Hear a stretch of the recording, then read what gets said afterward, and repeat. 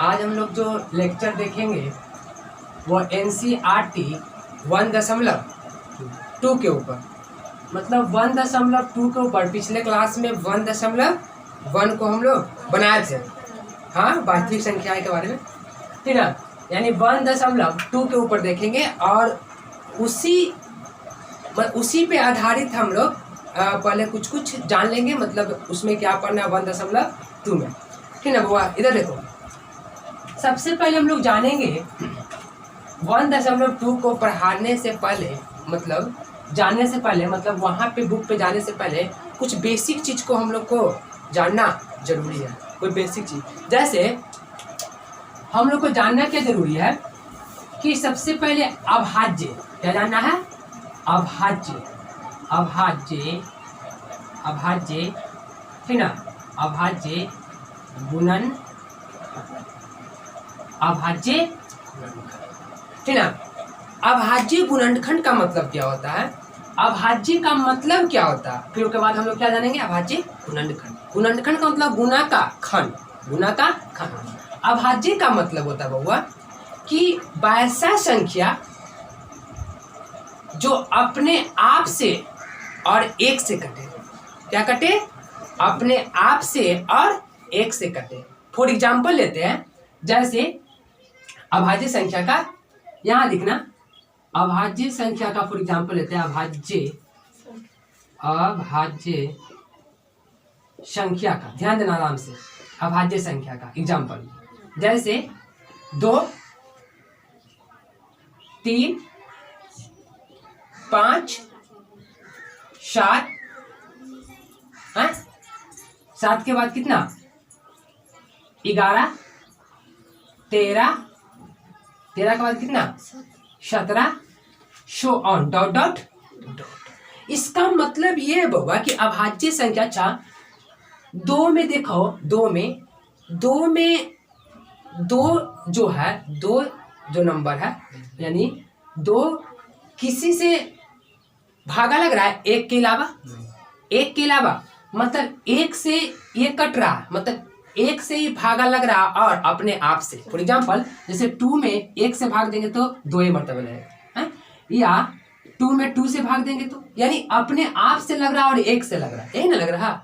तो अभाज्य संख्या क्या होता है? वैसी संख्या जो अपने आप से और एक से विभाजित हो, जो अपने आप से और एक से विभाजित हो।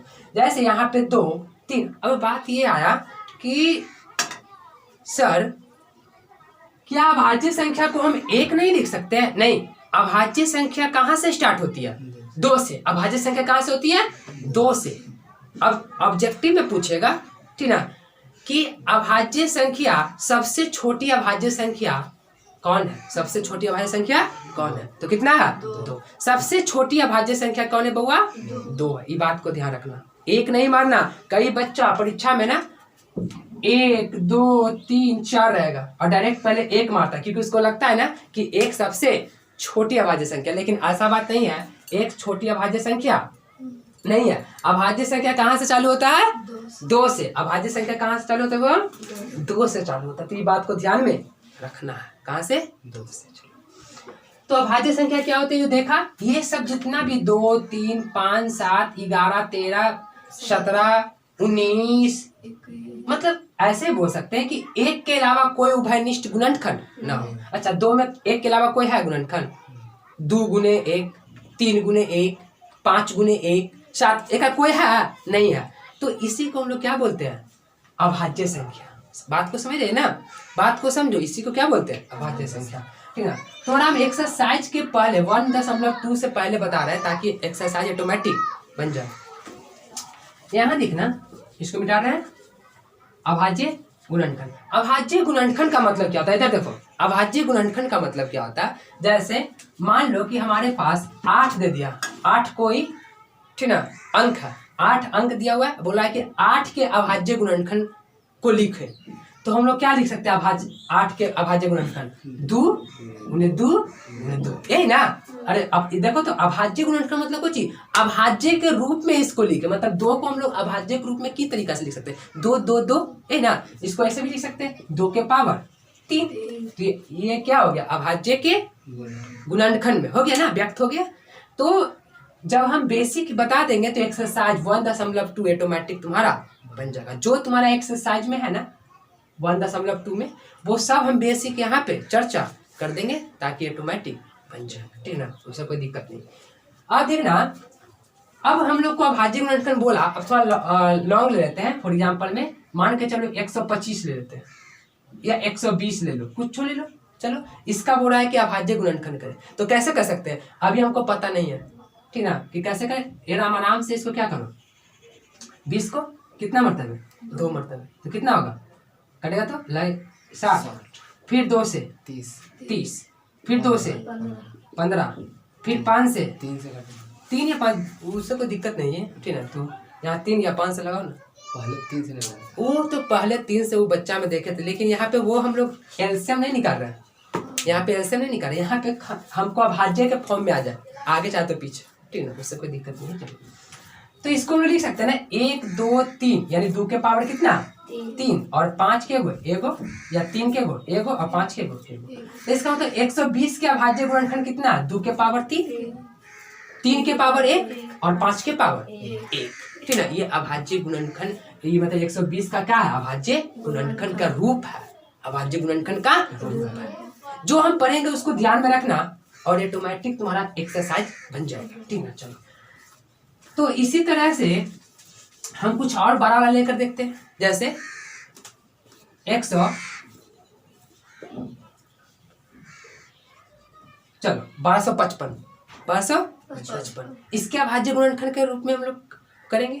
तो इसको चलो करते हैं, 1255, क्या देख 1255, इसको कितना मतलब लगा, देख ये मत सोचना कि हम 2 से लगा या 3 से, तुमको जो लौक रहा है ना कि अभाज्य गुणनखंड उसमें लगा दो। जैसे 5 से हमको लौक रहा, तो 5 से अब लग रहा है कि 3 से भी लग रहा है, तो बाद में लगेगा, कटे आएगा अपने अपने, ठीक ना। तो 5 से लगा कर देते, 5 दूना 10 और 2 एकड़ा पे जाएगा, 5 दूना 10 2 एकड़ा पे जाएगा, तो 25 25 और 5 एकम 5, कोई दिक्कत है, देखो ना, इसको भागा दिए, 5 दूना 10, 2 बचेगा, 25 5 एकम 5। फिर इसको अब हम लोग देख रहे हैं कि कितना से लगेगा, 5 से तो नहीं लगेगा, 2 से तो लगेगा नहीं, 3 से देखो, 3 से देखो, नहीं 3 से भी है, नहीं लगेगा, 3 से कहाँ लगेगा, देखो ना, 24, हाँ 3 8 24 नहीं लगेगा, 3 से नहीं लगेगा, तो 7 से देखो तो 21 5 से लगेगा, 5 से भी नहीं लगेगा पूरा, हाँ, तो 251 भी नहीं कर सकता। तो इसका मतलब ये हुआ कि इसका भाज्य गुणनखंड कितना हो जाएगा, 5 गुणे 251, ठीक ना, यानी 1255 का 5 गुणे 200 कितना 51, क्योंकि 251 किसी से कट नहीं सकता, यानी कि ये भी अभाज्य गुणनखंड है, ठीक ना। मतलब ये 1255 का एक 5 है और कितना 251, तो यही अभाज्य गुणनखंड। चलो, तो हम लोग अभाज्य गुणनखंड के बारे में देख लिए, ठीक ना। अब इस चैप्टर के तहत हम लोग देखेंगे HCF और LCM निकालना। क्या चीज, HCF और LCM निकालना है, ध्यान दो।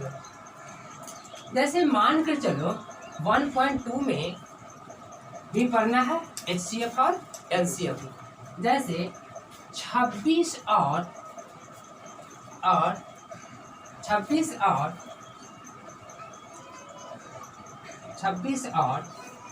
66 का HCF निकालना है। क्या निकालना है, HCF। लेकिन HCF निकालते समय ये बोल दिया है कि 26 और 66 का HCF अभाज्य गुणनखंड से निकालना है। किससे निकालना है, अभाज्य गुणनखंड से।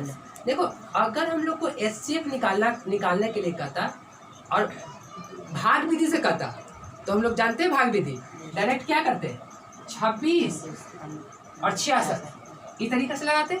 लेकिन यहाँ पर भाग विधि से नहीं बोला, कौन विधि से बोला है, अभाज्य गुणनखंड विधि से। कौन विधि से, अभाज्य गुणनखंड विधि से। तो यहाँ पे हम लोग भाग विधि से ना, अभाज्य HCF अभाज्य गुणनखंड से अभाज्य गुणनखंड से निकालना है, निकाले, ठीक ना। तो अभाज्य गुणनखंड से एचसीएफ हमको निकालना है। फिर एलसीएम भी सीखेंगे दोनों का, पहले एचसीएफ सीख लो उसके बाद एलसीएम भी सीखेंगे, ठीक ना, कि एलसीएम अभाज्य गुणनखंड से कैसे निकलता है और एचसीएफ अभाज्य गुणनखंड से कैसे निकलता है, ठीक ना। तो अभी हम लोग देखें कि अभाज्य गुणनखंड का मतलब होता है, मतलब अभाज्य संख्या का मतलब जो अपने आप से कटे और एक से कटे, जो अपने आप से भाग लगे और एक से, जैसे हम लोग एग्जांपल देते 2, 3, 5 इस तरीके से देखे थे। अब देखेंगे 26 को अभाज्य गुणनखंड पहले करो, हम लोग एचसीएफ निकाल रहे हैं, ठीक है, ये दोनों का।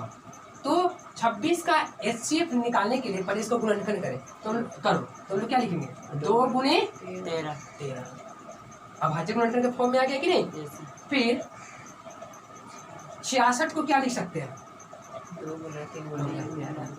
11 गुणे 3 गुणे 2, ये नहीं लिख सकते हैं। बहुआ इतना बात याद रखना कि एचसीएफ निकालने के लिए कितना हो, जैसे अभी अब तो 2 का एग्जांपल दे रहे हैं, अब 3 का देंगे, के बाद 3 का देंगे, 4 का देंगे। तो हर तरीके से मतलब हर परिस्थिति में एक ही याद रखना, एक ही बात याद रखना कि 26 का गुणनखंड कितना है अभाज्य गुणनखंड 2 और 13, 66 का 11, 13 और 2, ये 11, 3 और 2, ये दोनों में कॉमन अंक, दोनों में कॉमन मतलब दोनों में कौन अंक मिल रहा है, ध्यान दो, ये दोनों में 2 मिल रहा है, देखो तो मिल रहा है कि नहीं, देखो मिल रहा है, 2 मिल रहा है ना। जो दोनों में कॉमन हो, जो दोनों में कॉमन हो वही कॉमन अंक क्या कहलाते हैं एचसीएफ। अब बात यहाँ पे आता है कि सर एकरा में एक और रहता, फॉर एग्जाम्पल के थ्रू देख रहे हैं बात पे कि एकरा में भी रहता इसमें रहता 5 या इसमें रहता 11, मान के चल, हम एग्जाम्पल के थ्रू समझते हैं कि मान के चलो कि रहता है एकरा में भी 11 और इसमें भी 2 और इसमें भी 2, तो 2 तो साथ हो ही आता, और फिर देखो 11 मिल रहा था तो इसके साथ 11 भी आ जाता, मतलब जो चीज कॉमन रहेगा ना वो सब अंक बाहर आ जाएगा और गुना के साथ आएगा। जैसे हम यहाँ पे देखो 2 कॉमन लिए है और फिर 11 कॉमन लेकर लिख लिए, लेकिन यहाँ पे एग्जाम्पल के बता रहे थे, अगर रहता तो वैसे करते हैं, ठीक ना। तो यहाँ पे जो एचसीएफ होगा वो कितना होगा 2 है। अगर हम लोग भाग विधि से भी निकाले तो इसका आंसर 2 ही आएगा, नहीं तो देखो 26 और 66, लेकिन हम लोग का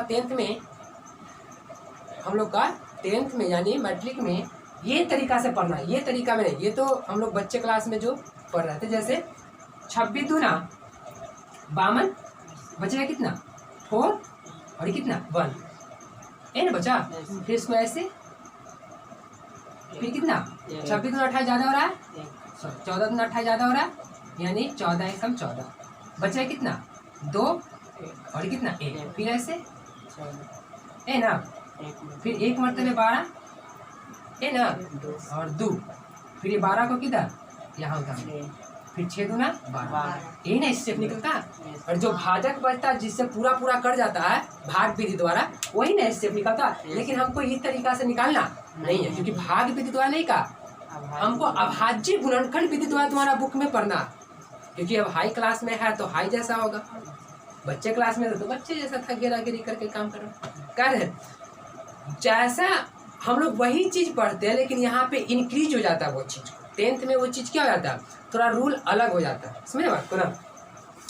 चलो यानी इसको मिटा देते हैं, समझना खाली, ठीक ना। तो ये एचसीएफ ऐसे निकलता है। अब यहाँ पर देखना, अभी हम सिर्फ एचसीएफ की बात कर रहे हैं, चर्चा एलसीएम के बाद एक बात करेंगे, ठीक ना। अभी एचसीएफ सिर्फ निकालना जा रहे हैं हम लोग आराम से।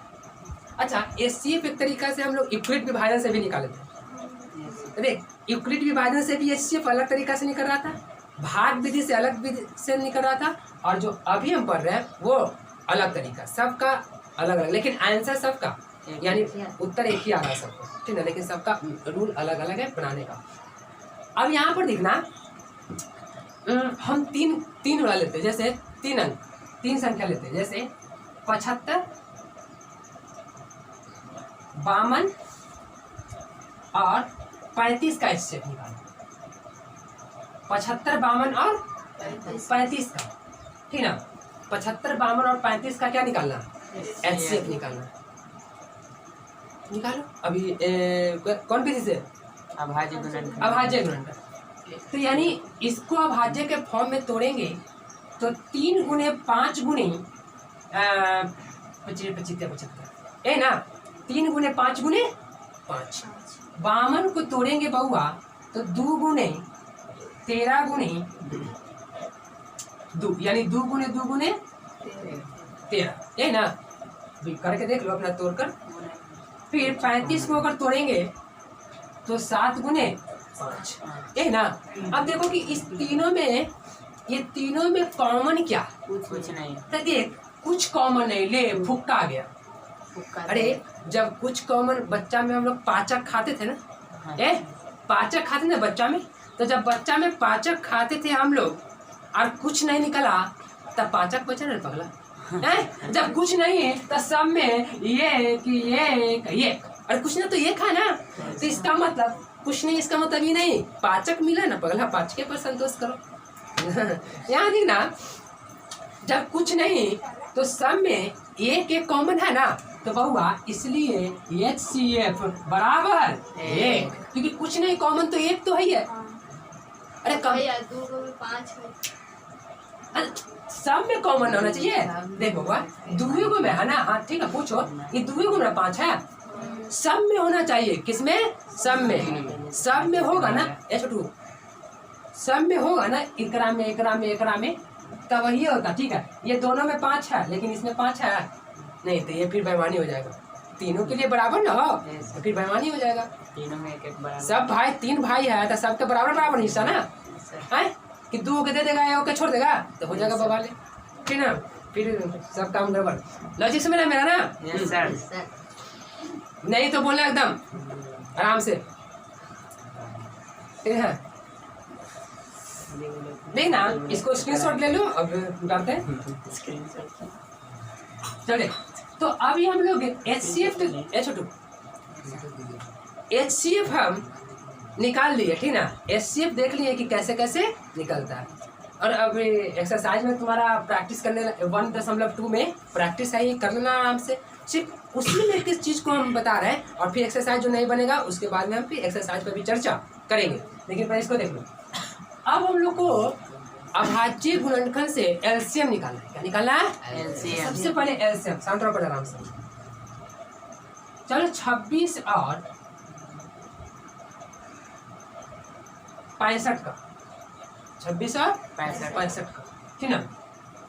कैसे निकालते हैं LCM, और देखो इसका LCM भी निकालते हैं और HCF, लेकिन पहले HCF अभी मत करो, पहले LCM निकालना, उसके बाद फिर दोनों निकालना, HCF भी निकालना और LCM भी, ठीक ना।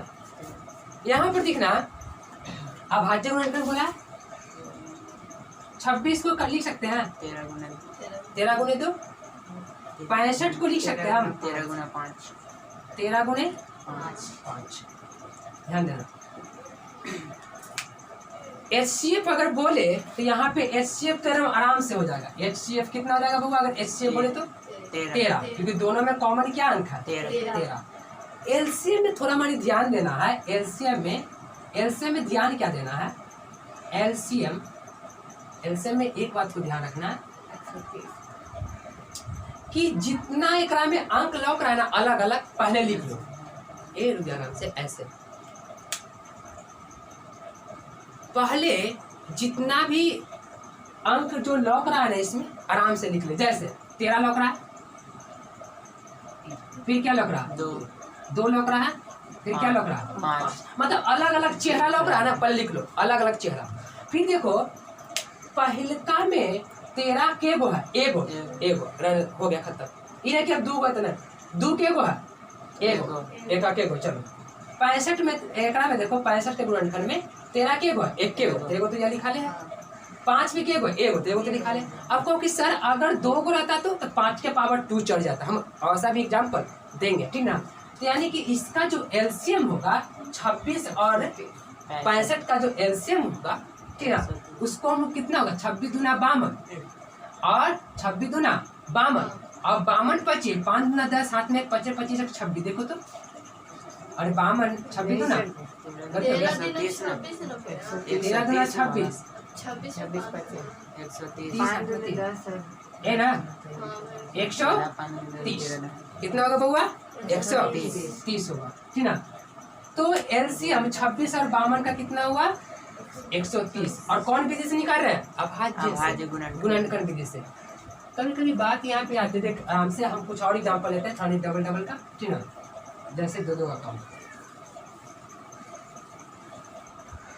26 52 अभी तो देखते हैं ऐसे जैसे इतना और हो गया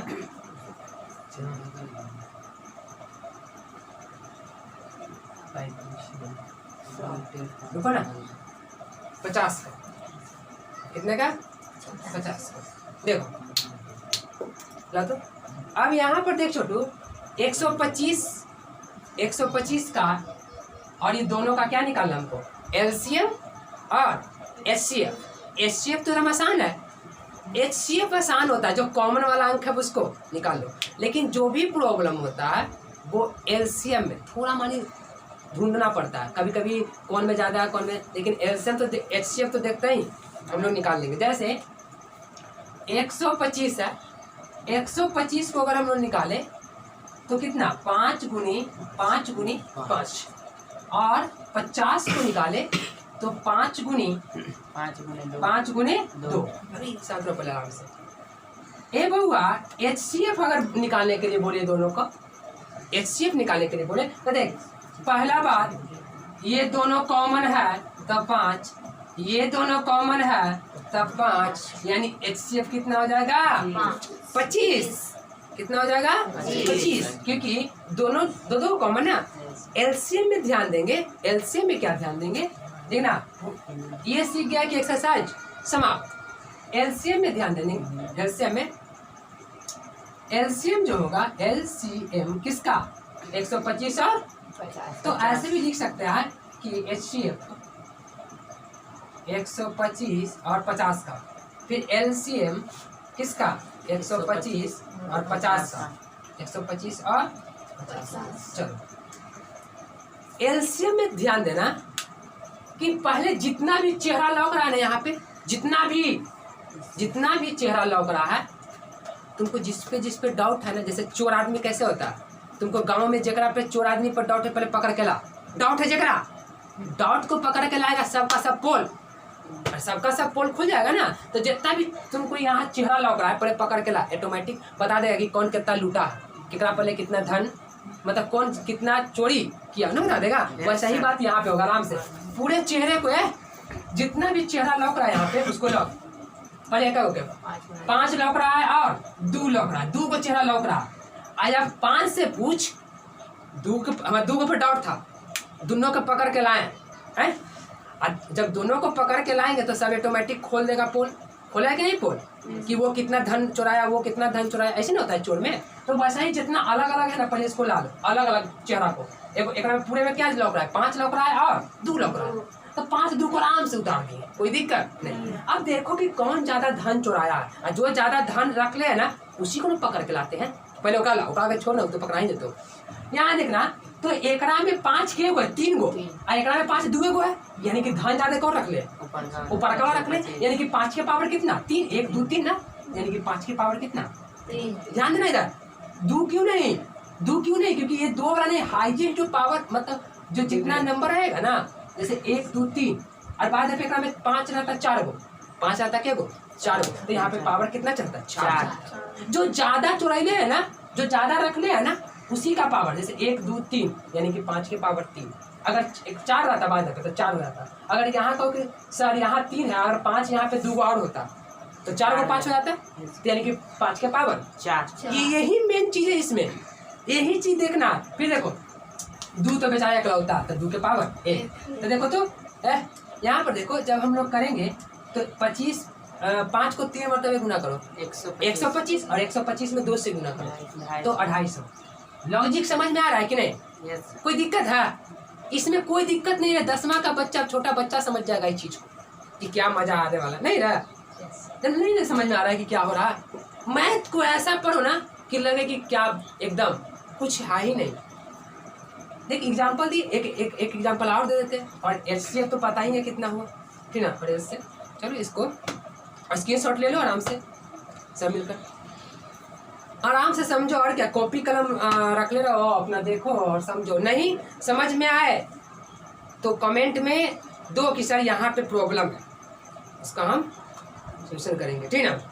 जो सामने बच्चा वो तो देख ही रहा है, लेकिन तो लोग भी अगर देख रहा है तो कमेंट में देखो कि सर ये ऐसे, अगर और कुछ हो तो कैसे होगा, ठीक ना। अब क्लियर हो तो हाँ बोलो कि सर समझ में आ गया, कमेंट में लिखकर, ठीक। चलो इसको बिठाते हैं, कोई दिक्कत नहीं, नहीं तो बोलो बिठा दें। यानी कि हम लोग क्या सीख गए हैं, अभाज्य गुणनखंड विधि से HCF निकालना सीखे, अभाज्य गुणनखंड विधि से LCM सीखे, अभाज्य संख्या क्या होती है वो जाने। देख मैथ का एक तरीका होती है कि अगर डायरेक्ट तू एक्सरसाइज पे चल जाता 1.2 पे और बोलता अभाज्य संख्या के गुणनखंड के रूप में व्यक्त करें, तब तू सोचा कि अभाज्य संख्या क्या होता है, तो इसलिए पहले हम वो सिर्फ बताएं, ठीक है। यहाँ लिखना तो HCF हम लोग और LCM दोनों तरीका से निकालिए। एक आध एग्जाम्पल देते हैं LCM का, कोई दिक्कत नहीं तो बोलो, नहीं तो आगे बढ़ते हैं, आगे बढ़ते हैं। अब क्वेश्चंस क्या होगा ना, अब क्वेश्चंस एज टाइप का जैसे बोल रहा है कि जब हम किसी संख्या को फॉर एग्जाम्पल लेते हैं 2, जब किसी नंबर को यानी चले यहाँ देखना 2 और 13 का HCF निकालते हैं और ये दोनों का क्या निकालते हैं LCM। तो यहाँ से एक विशेष प्रकार का देखने को हमको मिलता है, मतलब एक विशेष प्रकार का एक संबंध देखने का मिलता है, रिलेशन। वो संबंध क्या जो देखते हैं जब हम ये दोनों का LCM निकालते हैं बहुआ, तो देखो HCF कितना हुआ 1, दोनों में कॉमन क्या 1, LCM कितना हुआ जल्दी बोलो 2 गुने 13 26 हुआ। ये दोनों में ना एक चीज, एक रिलेशन हमको आया। क्या रिलेशन आया कि जब हम 2 और 13 का HCF निकाल रहे हैं, 2 और 13 का HCF निकाल रहे हैं और इसका LCM निकाल रहे हैं, तो दोनों को जब हम लोग गुना करते हैं, क्या करते हैं गुना करते हैं, और ये दोनों संख्या को गुना करते हैं, तो एक विशेष प्रकार का रिलेशन आ रहा है, एक विशेष प्रकार का रिलेशन आ रहा। और यहाँ से एक रिलेशन के संबंध में यानी संबंध एक फॉर्मूले के तौर पे आएगा। जैसे देखो जब HCF और LCM में दोनों को गुना करते हैं, जैसे ध्यान दो HCF किसका 2 और 13 का गुने LCM किसका 2 और 13 का, 2 और 13 का गुना। तो देखो HCF कितना है 2 13 का 1 और गुना इसका कितना 26। तो देखे कितना आया 26, कितना आया 26।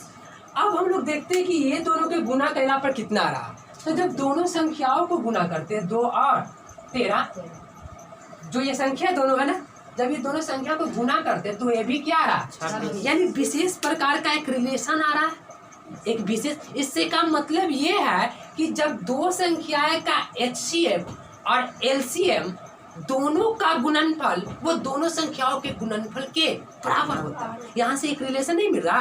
अरे देख ना, यहाँ से रिलेशन नहीं मिल रहा कि दोनों संख्याओं का गुना कर रहे हैं और दोनों का HCF और LCM का गुना कर रहे हैं, तो दोनों एक प्रकार का रिलेशन आ रहा है और दोनों रिलेशन क्या है बराबर का आ रहा है। तो इसका मतलब हम बोल सकते हैं ना, इसका मतलब हम ये चीज बोल सकते हैं कि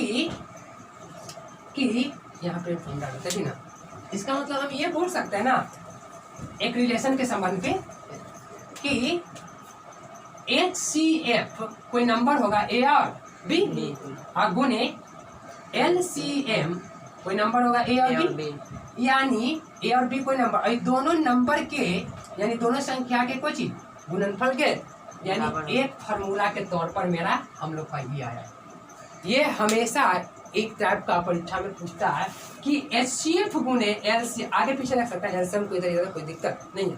HCF A और B मतलब दो, यहाँ पे A और B को चाहिए कोई पूर्णांक, A और B को चाहिए। अब यहाँ पर देखना A और B HCF A और B और LCM दोनों का जो गुणनफल होगा वो A गुने अभी अभी हम देखे कि नहीं, देखिए ना कि एक संबंध आ रहा है। फार्मूला कैसे बनता है, फार्मूला देख कर बनता है कि ये दोनों में रिलेशन क्या है। तो इस दोनों में हम लोग देखें कि एक रिलेशन आ रहा है, तो एक तरीका से फार्मूला का निर्माण। तुम्हारे एक्सरसाइज में इस टाइप का क्वेश्चन आएगा, ठीक है, 1.2 का।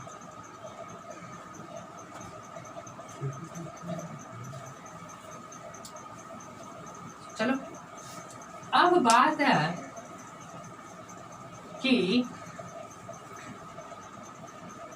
बोल रहा है ना बउआ कि क्या 4n क्या 4n ठीक ना 0 पर समाप्त होगा।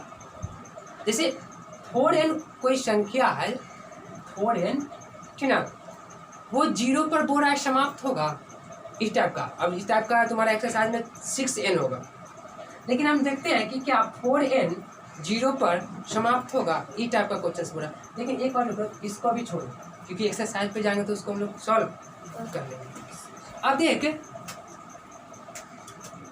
ठीक ना, अब हम लोग को जो पढ़ना है, इतने क्लास ले देते आज पर, आज इतने ही क्लास, क्योंकि 8 मिनट पहले आज इतने, फिर एक्सरसाइज पे हम लोग देखेंगे। और एक्सरसाइज तो लोग का क्या होगा, अब बन जाएगा। अब जाके बना के देखो, पहला अभाज्य संख्या है, तो ये सब अब एक्सरसाइज तो लोग का बन जाएगा। नहीं बनेगा फिर हम आगे बताएंगे। अब 1.2 जाकर देखो घर पे, अधिकतर क्वेश्चन बन जाएगा। उसमें एक दो जो प्रश्न होगा वो छूटेगा, जो कि हम उस पर चर्चा, बस पहला दूसरा सब बन जाएगा, देख लेना, ठीक ना। जितना भी है सबका बना लेगा। तो आज भर इतना ही रहने देते हैं, क्योंकि वीडियो बहुत लंबा हो जाता है, बच्चा को देखने में प्रॉब्लम हो जाता है, ठीक ना। आज भर इतने रहते हैं, और आज इतना ही तक, और धन्यवाद। आपका क्लास